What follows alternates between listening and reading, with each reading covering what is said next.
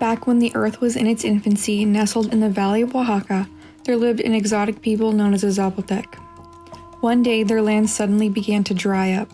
To the Zapotec's horror, there was no way to revive all that they had lost, and a famine soon plagued the civilization. With all hope banished, they began to pray for rain, for fertilization, for a miracle. Cocijo, the god of rain and lightning, heard their pleas, and on a quest to quench the thirst of the fertile lands, came down to bring the people what they needed, a rain to put an end to their famine. The Savior made himself known, and the Zapotec people rejoiced, for their prayers had been answered. One woman, Huecha, approached Cocijo to personally thank him for his good deeds. After locking eyes, the pair instantly fell in love. But Cocijo knew he could not stay in the valley of the mortals.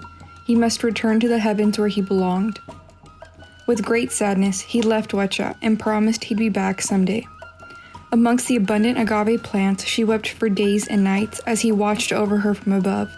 He couldn't stand to see her weeping and longed to return to earth as swiftly as he left. Seeing her in the field of agave, he decided to appear before her in a flash of lightning. He professed his love for her and began to bless the fields she found comfort in.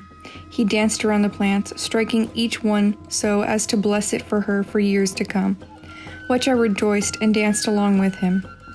While she knew this reunion was temporary, she found comfort in the blessings he made for her and the moments they shared that night. Beaming with pride, Huecha presented the newly blessed agave to the village, and it quickly became the prime crop of the valley. It came with an abundance of uses, for clothes, for sustenance, for healing, and a new discovery, for drinking. Huecha used the juice from the agave, vanilla, flowers, and spices, and let it sit under the gaze of the heavens for 15 summers. And for 15 summers, she mothered and tended to this heavenly concoction every day, until she finally felt that it was ready. The drink reminded her of the night her and Cocijo's love struck the earth. She called it the elixir of the gods. Named simply after the agave plant itself, she considered it to be a token of love to Cocijo, and continued to tell their story, sharing the recipe for centuries to come.